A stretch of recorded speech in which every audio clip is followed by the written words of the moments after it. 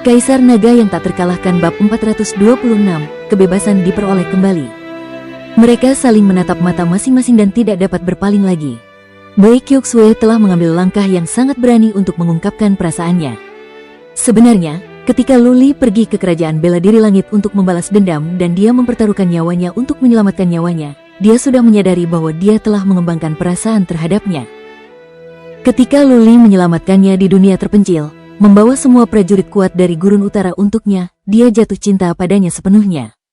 Apalagi yang bisa ia minta ketika ia bertemu dengan seorang pria yang layak mendapatkan cintanya. Bai Kyoksue telah mengetahui perasaannya setelah tinggal di kota permaisuri Ling selama 2 bulan. Itulah sebabnya dia berani menyatakan perasaannya secara terbuka. Luli tersenyum. Ia merasa puas dan terinspirasi. Ia tidak sendirian lagi.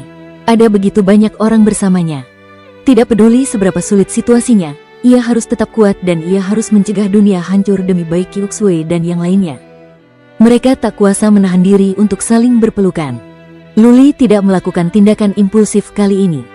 Ia memeluknya dan menepuknya dengan lembut. Mereka mendengarkan detak jantung masing-masing, merasakan kasih sayang yang membara. Kakak gelombang. Dari luar terdengar suara yang tidak diinginkan. Ekspresi Luli langsung berubah setelah mendengar ini. Dia melompat dan bergegas ke ruang samping, meninggalkan kata-kata berikut, "Aku akan mencoba mencapai tahap tengah alam roda takdir, dan kita akan membicarakan hal lainnya setelah aku keluar dari kultivasi." Melihat Luli berlari secepat kakinya bergerak, Bai Kyoksue tertawa terbahak-bahak. Bai Xiaoshuang telah menjadi kutukan bagi Luli. Bai Xiaoshuang bergegas. Dia melihat sekeliling dan berkata dengan marah, "Kudengar Luli telah kembali." "Di mana dia?" "Luli, keluarlah dari sini. Aku akan membunuhmu." Luli telah meninggalkan ruangan dan memasuki ruang rahasianya, siap untuk berkultivasi ketika dia mendengar suara itu. Namun dia masih menggigil. Dia tidak percaya Bai Xiaoshuang benar-benar akan membunuhnya. Dia takut Bai Xiaoshuang akan membocorkan rahasia. Luli akan merasa sangat malu jika orang lain tahu apa yang telah terjadi. Berkultivasi. Aku tidak akan keluar sebelum mencapai tahap tengah alam roda takdir. Luli sudah memutuskan. Dia sudah membuat semua rencana yang bisa dia buat dan sisanya tergantung pada takdir. Jika dia beruntung, pavilion kenikmatan dapat menemukan patriark keluarga Song dan membunuhnya. Maka semua hal itu dapat dilupakan. Jika tidak, patriark keluarga Song akan datang ke Gurun Utara. Namun, pengintai yang dikirim Luli dapat melihat keempatnya. Yang lebih penting lagi yang bisa memberinya lebih banyak waktu adalah laut antara Gurun Utara dan dataran tengah, laut yang luas. Kapal berlapis besi akan membutuhkan waktu setidaknya 2 atau 3 bulan untuk menyeberangi laut, kecuali patriark keluarga Song terbang sendiri dengan kecepatan maksimal. Terlebih lagi, ada banyak binatang suan yang kuat dan bahkan raja binatang di laut. Mungkin keempatnya bisa dibunuh oleh binatang suan itu. Oleh karena itu, Luli masih punya waktu. Secara teori, dia bisa mencapai tahap tengah alam roda takdir dalam waktu lebih dari setengah bulan, paling lama. Saat itu, pemimpin klan ras mamut akan pergi ke dunia kecil kurcaci hijau dan Luli bisa memulai penaklukannya di dunia terlantar. Melakukan yang terbaik dan menyerahkan sisanya pada takdir. Luli menutup pintu dan mengeluarkan beberapa pil dan kristal jiwa untuk dikonsumsi. Pikirannya stabil dan fokus. Segera, ia menyingkirkan semua pikiran yang berantakan dari kepalanya dan berkonsentrasi pada kultivasi. Patriark Departemen Intelijen Pavilion Kelezatan mengirim banyak orang untuk mencari patriark keluarga Song di bawah perintah Jiang Qiling. Patriark itu memiliki senioritas dan dia berada di alam berdaulat manusia. Dia adalah seorang pria dengan kebajikan luhur yang patut dihormati. Tapi, tidak ada yang bisa dia lakukan terhadap Jiang Qiling. Wanita ini agak gila. Saat suasana hatinya sedang baik, dia berperilaku sangat baik, tetapi saat suasana hatinya sedang buruk, dia bisa melakukan berbagai hal gila. Dia pernah membakar halaman aula leluhur. Jika sang leluhur tidak mematuhinya, dia mungkin akan membakar rumahnya juga. Jika dia hanya murid biasa, tidak akan ada yang memanjakannya seperti ini. Kebetulan saja dia sangat berbakat dan merupakan putri tunggal Jiang Wuwu. Siapa yang berani memprovokasi dia? Selama tuntutannya tidak terlalu berlebihan, tuntutannya akan selalu dipenuhi. Banyak pengintai dari pavilion makanan lezat berangkat bekerja. Pada saat yang sama, banyak keluarga lain, seperti keluarga Du dari Istana Surga Damai, juga menerima perintahnya. Jiang Hong pergi sendiri untuk mengirim pesan. Iblis kecil seperti dia bukanlah seseorang yang berani disinggung oleh keluarga-keluarga ketika para leluhur keluarga Jiang bahkan takut melakukannya. Jika tidak, Jiang Qiling bisa saja membakar rumah siapapun kapan saja. Untuk sesaat, banyak orang berangkat mencari Song Qi, patriark keluarga Song, dan 3 orang lainnya dari keluarga Song di berbagai tempat. Setidaknya ada lebih dari 1 juta pengintai di luar sana. Tidak sulit bagi banyak pengintai untuk menemukan keempatnya dengan salah satunya berada di alam berdaulat manusia. Hanya dalam 8 hari, hasilnya keluar. Song Qi dan 3 lainnya ditemukan. Namun, ketika para pengintai menemukan mereka, Song Qi juga menyadari keberadaan para pengintai itu. Beberapa pengintai ditangkap. Setelah beberapa kali diinterogasi, Song Qi mengetahui bahwa pavilion kelezatan sedang berusaha menemukannya. Song Qi dan 3 orang lainnya langsung melarikan diri. Setelah mengetahui berita itu, Jiang Qiling meminta 2 orang leluhur untuk memburunya. Di dekat kota Elf, Song Qi ditemukan. Namun, 3 prajurit kerajaan bangsawan dari keluarga Song mempertaruhkan nyawa mereka agar Song Qi bisa melarikan diri. Pada akhirnya, Song Qi berlari ke tempat berbahaya di Central Plains Utara. Itu adalah tempat yang bahkan para prajurit alam berdaulat manusia takut untuk masuk. Para leluhur keluarga Jiang tentu saja tidak akan mengorbankan nyawa mereka untuk Luli. Mereka meninggalkan beberapa pengintai untuk berjaga di luar tempat itu dan pergi. Jiang Qiling tahu bahwa ini adalah hasil terbaik. Dia meminta Jiang Hong untuk mengirim pesan kepada Luli saat dia sedang sibuk menyembuhkan luka-lukanya dan mempersiapkan diri untuk berkultivasi. Alam penguasa mulia hadir tepat setelah alam abadi, tetapi perbedaan di antara keduanya sangat besar. Alam Xuanwu, alam laut roh, dan alam kolam jiwa sedang meletakkan fondasinya. Alam roda takdir adalah tempat para prajurit mulai mengubah takdir mereka dan mereka dapat terus melakukannya di alam abadi. Namun, alam penguasa mulia berarti para prajurit telah mulai melampaui apa yang telah diberikan alam kepada mereka. 3 alam pertama melambangkan masa kanak-kanak. Alam roda takdir dan alam abadi dapat dibandingkan dengan masa remaja seseorang, sedangkan alam bangsawan adalah tahap masa muda. Jika seorang prajurit dapat mencapai alam penguasa manusia, ia dapat memasuki masa keemasan hidupnya. Apakah seorang prajurit dapat mencapai alam penguasa mulia atau tidak sangatlah penting. Setelah Jiang Qiling mencapainya, keluarga Jiang tidak akan menyia-nyiakan usahanya untuk melatihnya.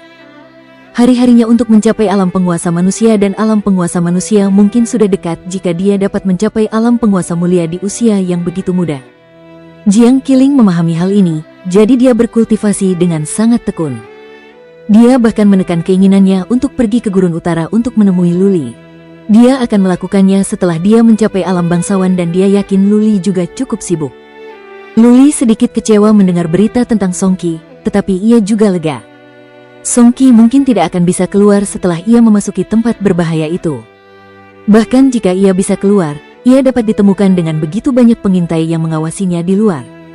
Setidaknya, Luli tahu keberadaan Song Qi sekarang dan Gurun Utara aman untuk saat ini. Setelah 20 hari, 3 orang besar terbang keluar dari gunung berapi di Pulau Naga Bumi. Yecha berada di luar gunung berapi menunggu mereka. Ketika dia melihat raksasa emas pertama, dia tersenyum dan berkata, "Akhirnya. Selamat, Mengzi." Mata ketiga raksasa emas itu terbuka lebar, penuh kegembiraan. Raksasa di depan meregangkan tubuhnya dan tulang-tulangnya berderak. Dia menyeringai dan berkata, "Sudah 5.000 tahun. Ras Mammoth akhirnya bebas. Kurasa dunia mungkin telah melupakan kita." Hahaha. Yecha tertawa dan menghiburnya. "Mengzi, selama kita melayani Tuan Suci kita dengan sepenuh hati dan jiwa, cepat atau lambat kita akan kembali ke dataran tengah dan merebut kembali tanah leluhur kita. Kita akan membuat seluruh negeri gemetar di kaki kita." "Ya." Mengzi mengangguk. Ia mengangkat kepalanya dan meraung. Lalu dengan seringai menyeramkan, ia berkata, "Bunuh saja mereka agar kami bisa kembali ke dataran tengah sehingga kami bisa mendapatkan kembali tanah leluhur kami dan mengembalikan kejayaan kami." Untuk ini, Ras Mammoth bersedia memberikan segalanya dan bahkan kematian pun tidak akan disesali. "Baiklah, berhenti berteriak." Yecha menunjuk ke danau dan berkata, "Silakan menyelam. Kami akan melindungimu. Kita akan pergi ke daerah iblis dan kemudian ke dunia terlantar. Jika kita ingin kembali ke dataran tengah, kita harus menaklukkan dunia terlantar terlebih dahulu." Bab 427, Tahap Tengah Alam Roda Takdir. 3 dari Ras Mammoth telah berhasil menembus batas, tetapi Luli tidak langsung berangkat. Sebaliknya, ia tetap berkultivasi secara tertutup, berusaha mencapai tahap tengah alam roda takdir. Sudah lebih dari setengah tahun sejak ia mencapai alam roda takdir. Keadaannya sekarang sangat stabil. Ia mengonsumsi begitu banyak pelet kehalusan dan kristal jiwa sehingga energi Suan dan kolam jiwanya telah tumbuh dan membaik. Ia siap membangun roda takdir kedua. Semua bahan mistik telah disiapkan untuknya.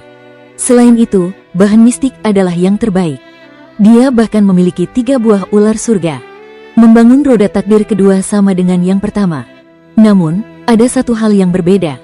Setelah roda kedua selesai dibangun, roda tersebut harus diintegrasikan dengan roda pertama untuk membentuk lapisan kedua. Jika integrasi tidak berhasil, roda takdir kedua akan runtuh. Luli meminta Mingyu untuk melindunginya dan tidak membiarkan siapapun mendekatinya sebelum ia mulai membangun roda takdir kedua. Sekali lagi, Luli memilih untuk menggunakan metode rahasia keluarga Lu. Ia bukan lagi murid keluarga Lu. Meskipun demikian, metode itu berhasil. Kekuatan dan kecepatan roda takdir pertama berkali-kali lipat lebih baik daripada roda takdir biasa. 7 hari. Setelah 7 hari, Luli berhasil membangun roda takdir kedua, yang bukan hal yang mengejutkan. Dia memiliki bakat dan dia adalah putra Lu Renhuang, jadi seberapa buruk dia?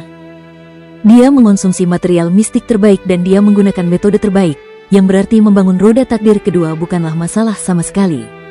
Masalah utamanya adalah bagaimana mengintegrasikannya dengan yang pertama. Ketika roda takdir kedua dibangun, Luli menyadari ada sesuatu yang berbeda. Roda takdir kedua berwarna 7, sedangkan yang pertama berwarna perak. Kelihatannya tidak serasi. Luli khawatir kedua roda takdir akan saling menolak dan integrasi akan gagal. Dia tidak khawatir sama sekali. 2 roda takdir itu menyatu dengan sempurna. Namun, dia tetap terkejut. Setelah menyatu, roda takdir kedua berubah menjadi perak dan naga perak itu pindah ke roda takdir kedua. Aneh sekali. Sayang sekali Luli tidak bisa meminta nasihat siapapun tentang hal ini. Dia harus mempelajarinya sendiri. Namun, belajar seharian di ruangan itu tidak membuahkan hasil apapun.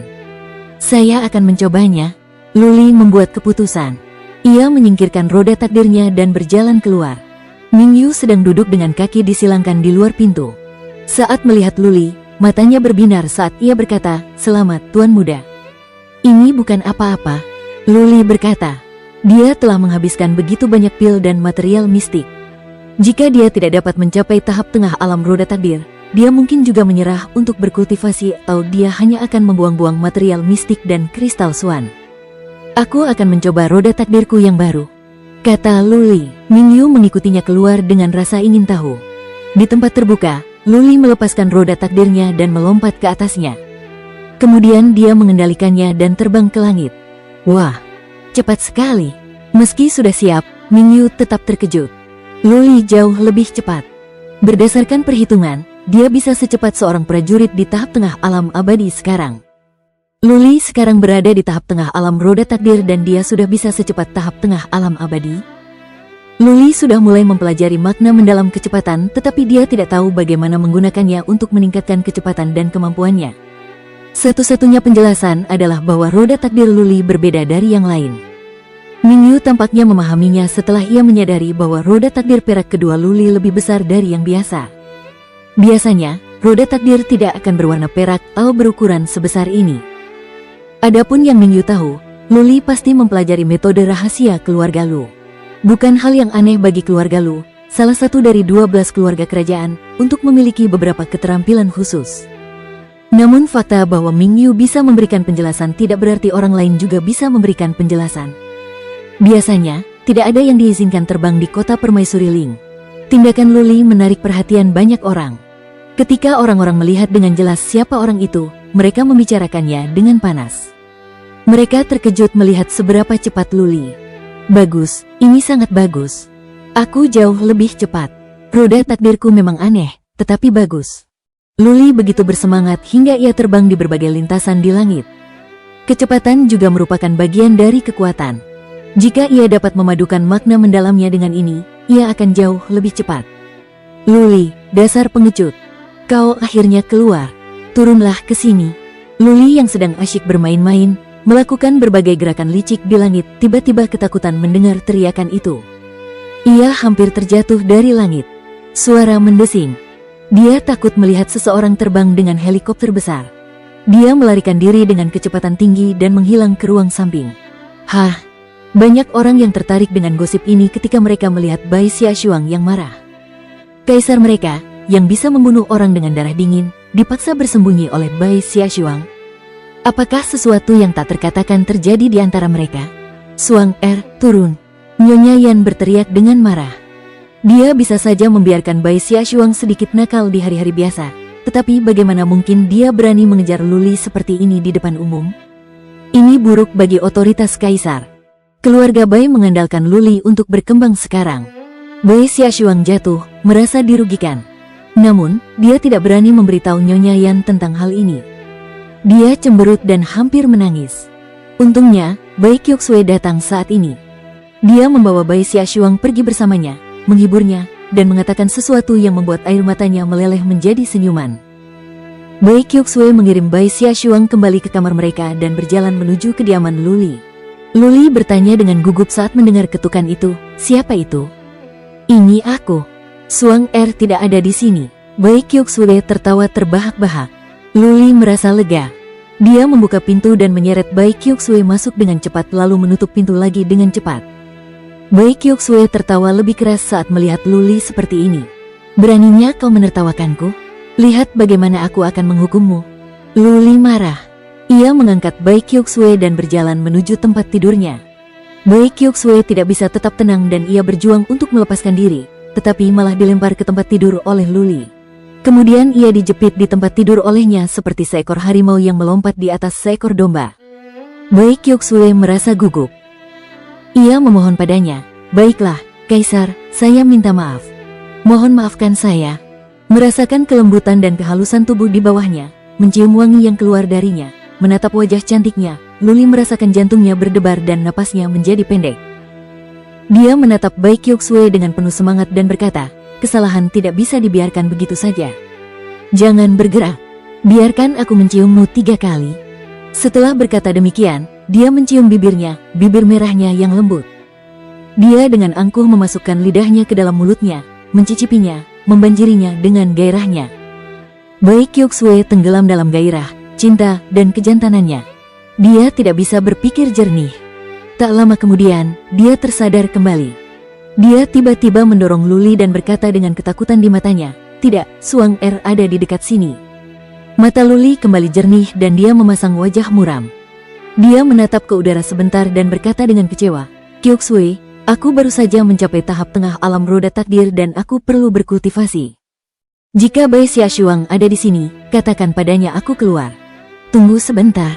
Bai Kyoksue akhirnya ingat mengapa dia ada di sini ketika Luli hendak melarikan diri. Dia berkata, "Aku baru saja memberitahu Suang bahwa jika kamu bisa membelikannya baju zirah giok kelas surga, dia bersedia melepaskan masalah itu. Dia sudah lama menginginkannya tetapi bibi kita tidak akan membelikannya untuknya." "Tentu." Luli melambaikan tangannya dan berkata, "Jika dia bersedia kembali ke kota penjara surga dan tidak datang di antara kita, aku akan memberinya 10, tidak 20. Bab 428, Bertekad. Luli tidak pergi ke daerah iblis di Danau Pulau Seribu setelah mencapai tahap tengah alam roda takdir. Ia membutuhkan lebih banyak waktu dalam kultivasi untuk menstabilkan alamnya. Dia berencana untuk tinggal di kota Permaisuri Ling selama 10 hari lagi. Salah satu alasannya adalah dia bisa menghabiskan waktu bersama Lu Feixue. Alasan lainnya adalah dia bisa memanfaatkan kesempatan ini untuk meningkatkan hubungannya dengan Bai Kyoksue dan menstabilkan wilayah kekuasaannya. Dia meminta Nyonya Yan untuk membeli baju zirah giok untuk diberikan kepada Bai Xiaoshuang di rumah lelang. Akhirnya, Bai Xiaoshuang bersedia melupakan apa yang telah terjadi. Namun, ia tidak membuat kemajuan apapun dalam memperbaiki hubungannya dengan Bai Kyoksue karena gangguan terus-menerus dari Bai Xiaoshuang. Terlebih lagi, bahkan ketika mereka berpacaran, Luli takut menyentuh Bai Kyoksue karena Bai Xiaoshuang akan merasakannya. Luli harus menjaga jarak dan pasangan itu harus saling melemparkan pandangan mesra. Luli juga pernah berpikir untuk menikahi Bai Xiaoshuang. Adalah hal yang wajar bagi seorang kaisar gurun utara untuk memiliki beberapa selir kekaisaran. Namun, di bawah pengaruh Luling, Luli bukanlah tipe orang yang akan memaksa seorang gadis untuk menikahinya ketika tidak ada cinta. Misalnya, ia memilih untuk mengabaikan tatapan penuh gairah dari Zilian. Bai Kyoksue adalah satu-satunya gadis yang ada dalam pikirannya. Dia tidak punya ruang di hatinya untuk orang lain. Bagi Jiang Qiling, dia hanya merasa kasihan padanya dan menganggapnya sebagai saudara perempuan, tidak lebih. Begitu pula dengan Bai Xiaoshuang. Ia menganggapnya sebagai calon kakak iparnya. Bahkan jika ia pernah melihatnya di pispot sekali, ia tidak memiliki pikiran buruk tentangnya. Hati dan jiwanya telah ditaklukkan oleh Bai Qiuxue dan Bai Qiuxue sendiri. Luling pernah berkata kepadanya bahwa seseorang harus setia kepada kekasihnya. Jika dia tidak bisa membahagiakan seorang gadis, biarkan saja dia. Luli sudah siap berangkat setelah tinggal di kota Permaisuri Ling selama beberapa hari. Pavilion kenikmatan tidak mengirimkan pesan lebih lanjut, jadi Song Qi seharusnya masih berada di tempat berbahaya itu. Meski begitu, Luli harus tetap waspada. Dia harus menaklukkan dunia terlantar sekarang. Dia tidak membawa terlalu banyak orang bersamanya. Dia berencana membawa Ye Cha, tetapi tidak membawa Yu Huashen dan Ming Yu. Prajurit alam penguasa mulia tidak akan berbuat banyak dalam menaklukkan dunia terlantar. Jika dia dapat meminta prajurit alam penguasa manusia dari ras Titan dan membunuh yang ada di ras bintang, maka ras Titan, Ye Cha, dan Meng Zi akan cukup untuk mengurus ras lainnya tanpa bantuan Ming Yu dan yang lainnya. Tentu saja, dia membawa satu orang lagi bersamanya, Bai Qiuxue. Bukan karena dia ingin menghabiskan waktu berdua dengan Bai Qiuxue, tetapi karena dia bisa sangat membantunya. Ras Hak perlu dipimpin olehnya dan pesonanya cukup kuat untuk membingungkan para prajurit alam penguasa mulia. Dia akan diberdayakan olehnya. Luli tidak memberitahu orang lain apa yang akan dilakukannya. Kepada Nyonya Yan, dia hanya menyebutkan bahwa dia memiliki beberapa tugas yang harus dilakukan dengan Bai Qiuxue. Namun, dia meminta Lu Feixue, Yu Huashen, dan Nyonya Yan untuk mengelola gurun utara dengan baik dan mengawasi wilayah laut di selatan. Lu Feixue dan Nyonya Yan mengira Luli akan pergi jalan-jalan dengan Bai Qiuxue, jadi mereka senang. Nyonya Yan tahu ada sesuatu yang romantis antara Luli dan Bai Qiuxue, dan dia senang karenanya. Luli memberikan semua perintahnya dan pergi bersama Bai Qiuxue pada malam hari dengan tenang. Sesampainya di kota penjara surga, Luli pergi mengunjungi Du Zeng. Ye Cha telah menunggu Luli di sini selama beberapa waktu. Setelah kunjungan Luli, mereka menaiki kapal berlapis besi dan berangkat menuju wilayah para iblis. Luli tidak berhenti di area iblis. Dia segera pergi ke dunia kecil bersama Ye Cha dan Bai Qiuxue. Bai Qiuxue tidak bertanya apapun di sepanjang jalan. Dia yakin Luli punya alasan. Namun, saat tiba di dunia kecil itu, dia terkejut. Di depannya ada sebuah gunung kecil. Di kaki gunung itu berdiri 3 raksasa yang tingginya lebih dari 30 kaki dengan kulit kemasan. Mereka tidak memiliki rambut dan hanya mengenakan sepotong kulit binatang untuk menutupi bagian bawah pinggang mereka. Lengan mereka lebih tebal dari tubuh manusia dan mereka memiliki otot yang berkembang dengan baik. Tinju mereka lebih besar dari kepala manusia. Bai Qiuxue percaya bahwa jika salah satu raksasa menamparnya, dia akan terguling menjadi genangan air. Ketiga raksasa itu berdiri di kaki gunung, tetapi mereka hampir setinggi gunung itu. Perasaan tercekik itu cukup kuat. Bai Qiuxue merasa tidak bisa bernapas seolah-olah dia berhadapan dengan 3 dewa atau iblis. Deng, deng, deng gelombang. Ketiga raksasa itu berjalan mendekat, memancarkan niat membunuh yang tak terkendali. Bai Qiuxue menggigil. Tanda sindur di antara kedua alisnya bersinar dan dia siap melepaskan pesona. Celepuk. 30 kaki di depan Luli, 3 raksasa emas berlutut sementara raksasa yang ada di depan berteriak, "Salam, Tuan Suci." Apa? Bai Qiuxue menatap Luli dengan mata terbelalak karena terkejut. Luli membalas dengan senyum lembut dan menepuk-nepuknya untuk menghiburnya. Kemudian dia berkata kepada Meng Zi dan 2 orang lainnya, "Bangunlah sekarang. Selamat telah mencapai alam bangsawan." Alih-alih berdiri, Meng Zi membungkuk lagi dan berkata, "Terima kasih, Saint Lord. Tanpa material mistik yang Anda berikan kepada kami mungkin akan terjebak di dunia kecil itu selama sisa hidup kami." Bai Qiuxue tidak percaya dengan apa yang dikatakannya. Di depan umum, Ye Cha hanya memanggil Luli Tuan Muda, bukan Tuan Suci. Tapi bagaimana mungkin ada 3 raksasa emas yang memanggilnya Tuan Suci? Apakah itu berarti bahwa ras alien yang kuat itu semua bekerja untuk Luli? Dia merasa Luli adalah sebuah teka-teki, semakin lama semakin misterius. Bagaimana mungkin sebuah ras yang kuat bersumpah setia kepada Luli? Nanti aku ceritakan. Aku tidak bermaksud menyembunyikan ini darimu. Luli menggenggam tangan Bai Qiuxue. Bai Qiuxue merasakan kehangatan di dalam dirinya. Ia tersentuh oleh betapa Luli peduli padanya.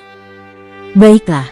Bangun sekarang dan kita akan pergi ke pintu masuk dunia terlantar. Luli melambaikan tangannya dan membawa Bai Kyokusue ke roda takdirnya. Pintu masuk ke dunia kecil kurcaci hijau kini telah ditutup sehingga tidak ada orang lain yang bisa masuk.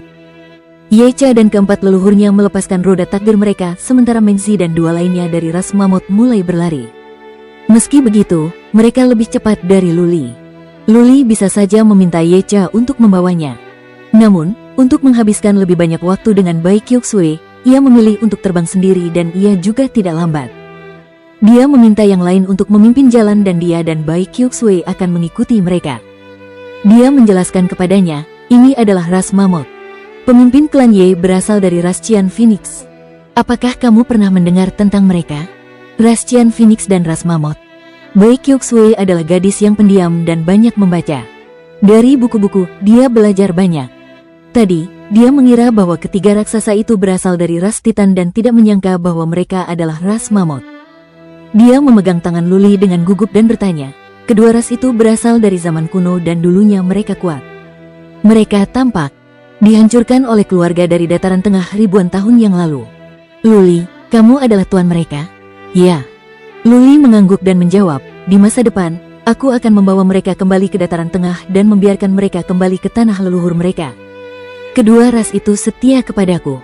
Selama aku mampu, aku akan melakukan yang terbaik untuk membantu mereka. Astaga, Bai Kyokusue tidak dapat mempercayainya. Dia tahu sesuatu tentang Central Plains. Luli mencoba melawan Istana Samsara. Apakah dia gila? Jangan khawatir. Luli tersenyum percaya diri dan berkata, aku tidak akan melakukan apapun kecuali aku yakin akan hal itu. Jika aku tidak dapat mencapai alam manusia berdaulat dalam kehidupan ini, aku akan tinggal di gurun utara bersamamu. Namun jika aku mampu, aku akan mencoba peruntunganku di dataran tengah. Aku akan memberitahu murid-murid keluarga Lu lainnya, mengasingkanku adalah kesalahan terbesar yang pernah mereka buat. Oke, gelombang. Menatap wajah Luli yang penuh tekad, Bai Kyokusue mengangguk dan berkata, kemanapun kau pergi, aku akan ikut denganmu. Pria yang aku sukai ditakdirkan untuk menjadi terkenal di seluruh negeri dan akan bangkit di atas dunia. Hahaha. Luli terinspirasi oleh kata-katanya.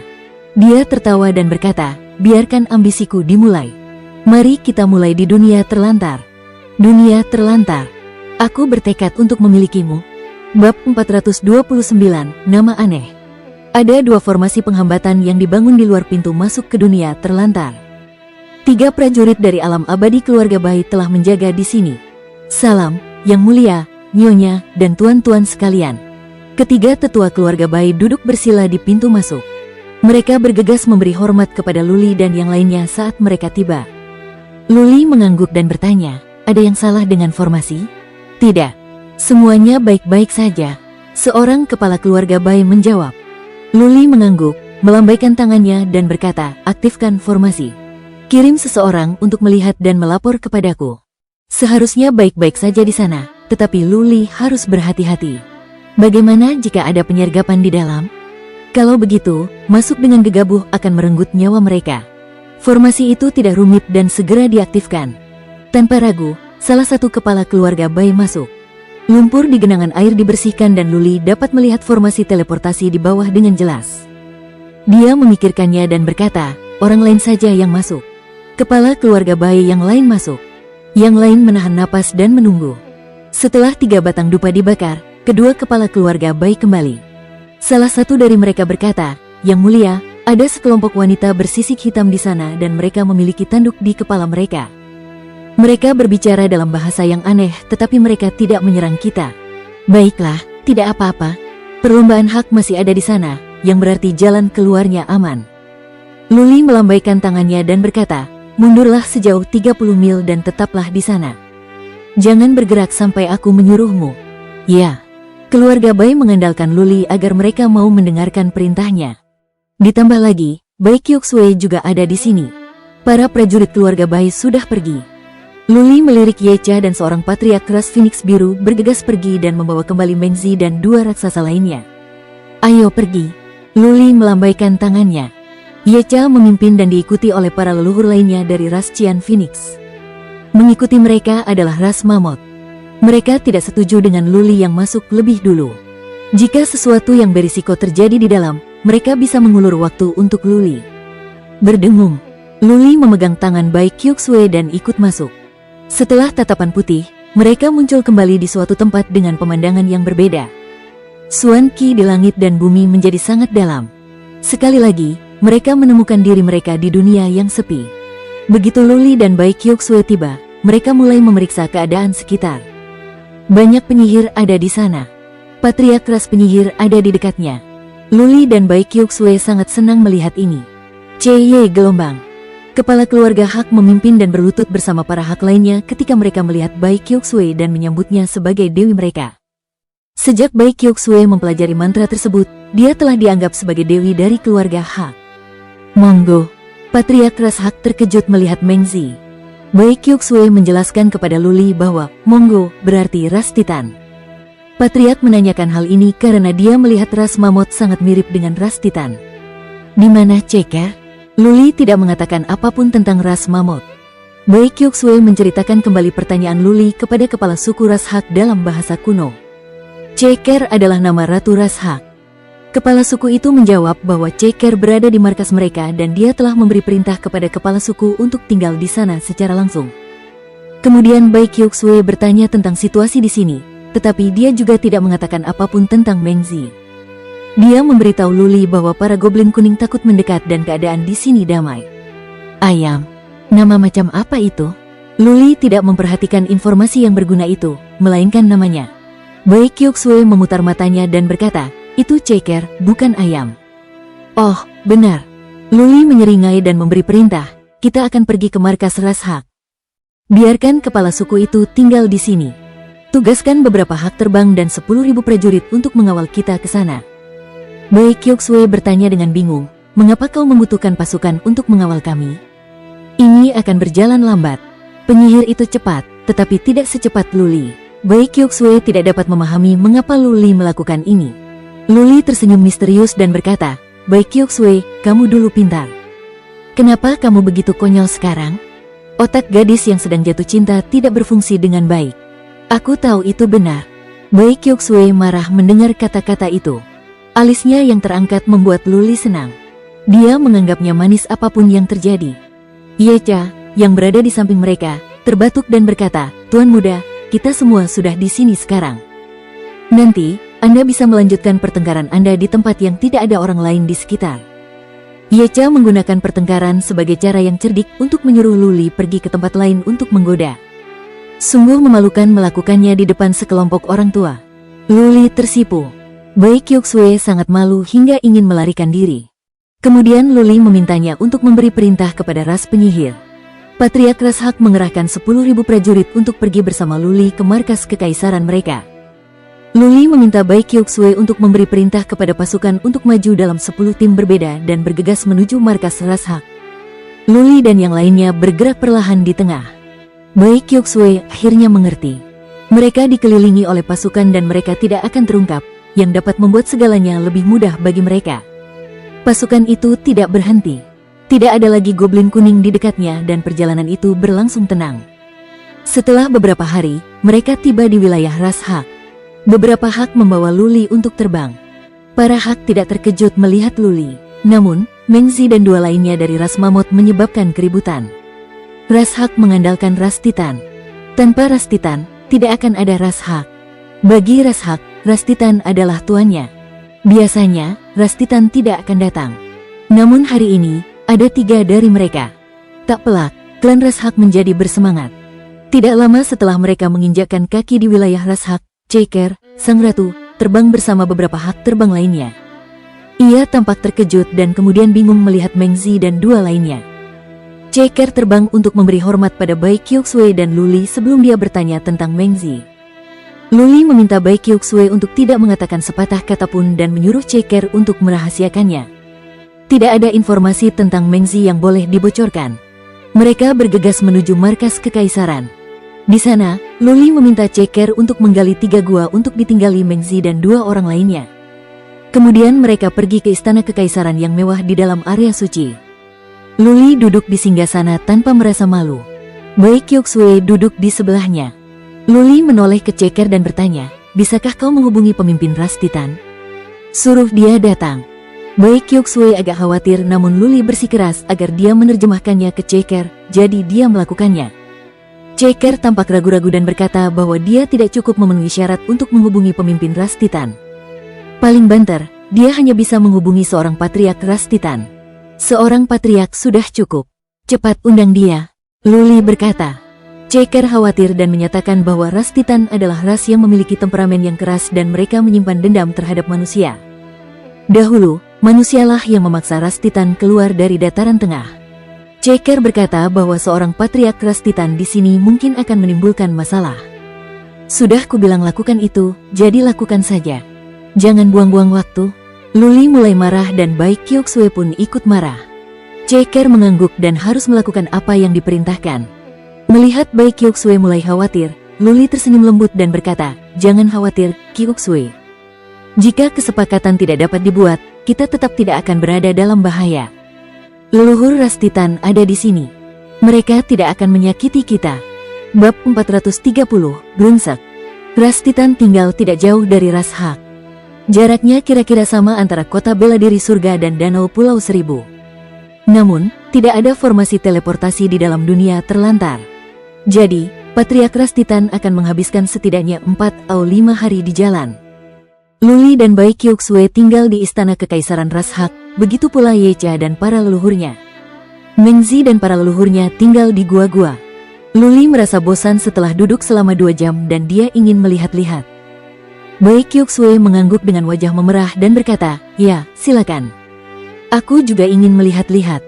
Luli penasaran melihat Baik Kyoksue dengan wajah memerah dan bertanya, "Mau kemana? Haruskah aku ikut denganmu? Kamu lebih mengenal tempat ini." "Tidak, jangan ikut denganku." Pipi Baik Kyoksue semakin memerah. Luli akhirnya mengerti. Dia ingin pergi ke gua tempat dia dikurung untuk lebih memahami mantra itu. Dia berkata, "Baiklah, silakan. Aku akan melihat-lihat bersama pemimpin klan Ye." Baik Kyoksue pergi dengan wajah memerah. Luli tidak khawatir tentang keselamatannya.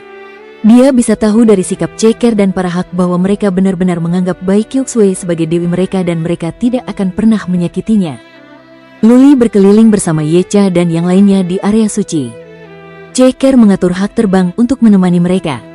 Ada beberapa bangunan yang sangat menarik di area suci, seperti kuil dengan kubah dan beberapa tiang totem yang sangat tinggi. Juga, di dinding kuil dan tiang totem serta di beberapa gunung buatan, terdapat banyak relief dan semuanya memiliki konten yang seksi. Semuanya tentang hubungan seksual antara Hak pria dan wanita dalam berbagai posisi yang sulit juga. Yang lebih aneh adalah bahwa adegan-adegan seksi itu tidak membuat Luli, Yecha dan yang lainnya merasa jorok. Sebaliknya, ada nilai estetika dan itu seperti karya seni. Kotor, cabul, menjijikkan. Luli bergumam sepanjang jalan. Namun, dia tidak mengalihkan pandangannya dan dia menikmati setiap tatapannya. Yecha juga memutar matanya, tetapi para leluhur berkata setuju, ras Hak benar-benar kotor. Itu tidak senonoh. Berani sekali. Ras Hak adalah sampah. Baiklah, lihat yang ini. Mereka menggantungnya. Apakah ada ketertiban di tempat ini? Di mana moralitas mereka? Menjijikkan sekali, menjijikkan. Para leluhur mengumpat sepanjang jalan, tetapi raut wajah mereka melekat pada relief itu bagaikan magnet dengan kutub yang berlawanan. Sekali lagi, mereka berjalan melewati beberapa relief. Luli memperhatikan bahwa beberapa leluhur masih memperhatikan mereka dengan saksama. Dia melirik sekilas ke area selangkangan mereka dan melihat sesuatu yang menarik. Dia menyeringai dan berkata, "Para leluhurku yang terkasih, kalian masih bisa melakukannya. Haruskah aku meminta Ceker untuk mengatur beberapa yang cantik untuk menemani kalian?" Yecha merasa malu. Keempat patriark kembali bersikap serius. Kepala patriark melambaikan tangannya dan berkata dengan serius, "Tuan Suci, kami bukan orang seperti itu." "Ya, benar." Patriark kedua mengangguk dan berkata, "Kami hanya mengkritik kedok kotor mereka." "Ini keterlaluan." Patriark ketiga sangat setuju. Dunia ini luas dan penuh dengan berbagai hal aneh. Tapi menurutku ras kotor seperti ras Hak tidak boleh punah. Menurutku, kita harus menghancurkan mereka sepenuhnya, dari jiwa hingga tubuh mereka. "Itu benar." Patriark 4 berkata dengan marah. "Menurutku, kita harus melakukan investigasi mendalam terhadap ras Hak dan mencari cara untuk menghancurkan ras itu." "Saint Lord, ini saatnya. Tolong panggil Ceker dan suruh dia mengantarkan beberapa Hak perempuan ke kamar kita." Kita akan menggunakan cara yang paling kejam terhadap mereka. Petik 2 petik 2. Luli tidak tahu harus menjawab apa. Keempat lelaki tua itu sangat kurang ajar. Mereka jelas tertarik dengan relief itu, tetapi mereka bisa mengatakannya dengan wajah datar. Luli menatap Yecha dan bertanya, "Pemimpin klan Ye, bagaimana denganmu? Apakah kamu ingin menghancurkan beberapa dari mereka juga?" "Dasar bajingan. Maafkan aku, Saint Lord." Yecha tampak malu dengan mereka. Dia menggelengkan kepalanya, mendesah, dan berkata, "Kurasa tidak. Aku sebenarnya lebih kuat dari mereka, jadi kurasa beberapa dari mereka tidak akan cukup bagiku." Celepuk. Luli hampir jatuh ke tanah. Yecha tampak seperti orang yang berintegritas. Tanpa diduga, Yecha tidak berbeda dengan para leluhurnya. "Baiklah. Kyuxue ada di dalam gua. Aku akan pergi menemuinya." Luli melambaikan tangannya dan berkata, "Pergilah ke Ceker dan tanyakan padanya. Jangan tinggalkan tempat suci ini." Yecha dan para leluhur tahu bahwa Bai Kyuxue telah pergi ke guanya, jadi mereka pergi untuk mencari Ceker. Wajah Yecha berseri-seri dan sangat gembira. Sekali lagi, Luli memutar matanya. Dia pikir dia sangat mengenal orang-orang tua itu. Ada 2 penyihir terbang di luar yang menjaga gua tempat Bai Kyuxue berada dan mereka mengenal Luli. Mereka tidak akan menghentikan seseorang yang dihormati oleh Ceker. Gua itu besar dan ada beberapa lampu minyak di sana. Cahaya redup menambah suasana romantis di gua itu. Luli melangkah masuk. Di sepanjang jalan, ada juga relief laki-laki dan perempuan yang sedang berhubungan seks dan relief itu bahkan lebih kotor dan lebih jelas. Lebih dari 300 kaki kemudian, Luli tiba di sebuah aula besar dengan 2 kamar di sebelah kiri dan kanan. Ada sebuah kamar tepat di depannya juga.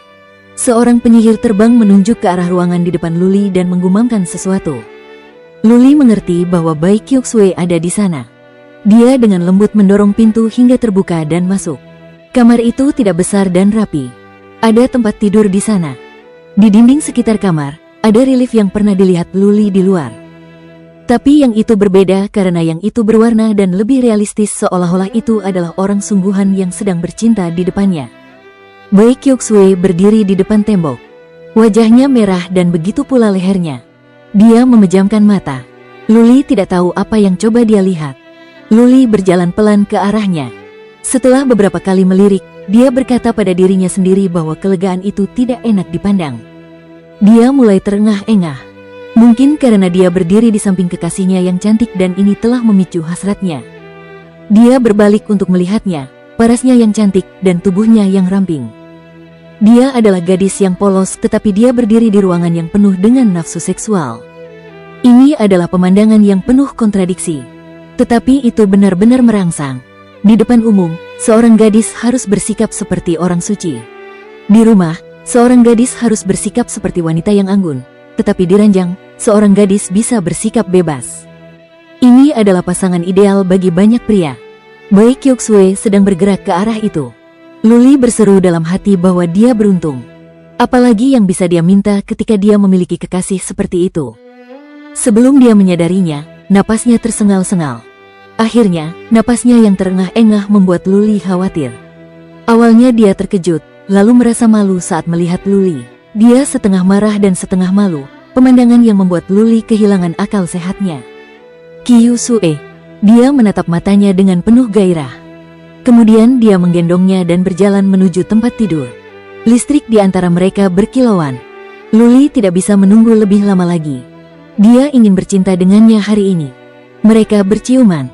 Mereka saling terikat dan tidak ada yang bisa memisahkan mereka. Mereka berpelukan dan saling menanggalkan pakaian. Gaun Bai Kyuxue dirobek dengan kasar oleh Luli dan ikat pinggang merah mudanya terlihat. Payudaranya hampir menyembul keluar. Luli mengeluarkan raungan seperti binatang buas dan dia benar-benar kehilangan dirinya sendiri. Tidak sekarang. Tiba-tiba, Bai Kyuxue teringat sesuatu. Matanya yang berkaca-kaca kembali jernih. Dia mendorong Luli dan berkata, tidak hari ini. Aku sedang menstruasi. Sial. Luli tertekan. Dorongan-dorongan itu hilang. Ia terpuruk, seperti daun yang tak bernyawa. Bersambung.